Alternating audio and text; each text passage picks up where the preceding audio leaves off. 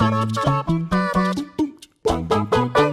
guys, what's up? It's Jules here for WhatCulture.com, here with Scott at EGX 2018, and we have just finished playing Assassin's Creed Odyssey, and we have some thoughts. Now, I might be a little bit harsh on this game, but we're going to kick things off nice and child-friendly, the PG era that is Scott Telford.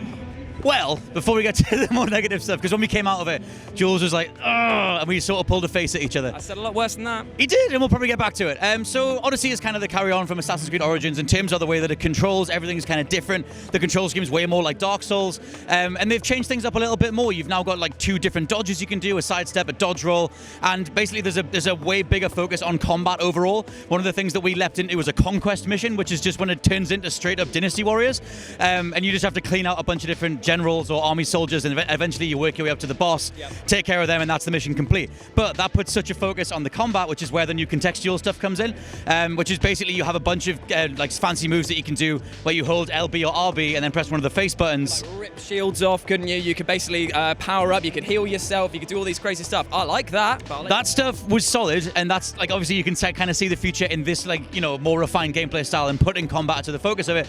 But on the technical side, the frame rate was horrendous.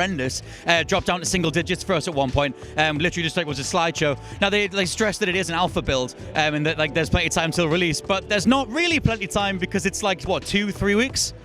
And I'll take over from here, because that is where my biggest issue comes with. I like Ubisoft. They put out some good games. Most of them start off broken. That's just how it is. You have to accept it. It's like Bethesda. There's going to be bugs. But the problem is with this is that if you're trying to put your best foot forward with a game and you want people to do pre-orders, this isn't the way to do it, because playing an alpha build, I don't understand why they did this. It was from Gamescom. They didn't do anything special for the UK's biggest gaming expo. I would have thought that would have been a thing that would have been a natural thing to do. Yeah. However, if we're just talking about the game and what we played, I experienced numerous issues with the performance. I was attacked by a wolf that was invisible, and then it popped in, killed my horse. Then I killed it. It flew up in the air like those Skyrim giants when they bashed down. That was fun. But when I jumped into the conquest mode, I just found that it was a brawler, but almost like a company's first attempt at a brawler. There was a lot of things that they got right. When it worked really well, but I was constantly pulled out by the fact that half of the people that were fighting glitched in and out, or there was an enemy that suddenly would appear behind me to attack. I like what they're trying to do. I love the setting. I love the aesthetic style.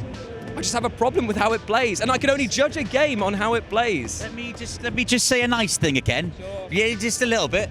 So I dove into the skill tree, the stuff that you're going to unlock as the game goes on, which wasn't fully available when we did it. The build, like we said, that we had was quite basic or whatever. But if you looked at the stuff that you could unlock, it seems like Ubisoft have taken a page out of Shadow of Mordor or Shadow of War's book, because you now have access to a bunch of different stealth kill animations, one of which is like a distance thing where you throw a dagger and the camera follows the dagger, and then it just cuts to up close next to the enemy, and your guy just comes in frame and finishes them off. So it's kind of like their way of giving you like a supernatural distance clearing special, which works, I guess, but looking at it, it's like, I mean, they're going full supernatural anyway. A lot of the contextual stuff that we did, one of the LB powers was just like throw a dagger in the ground, big old supernatural shockwaves.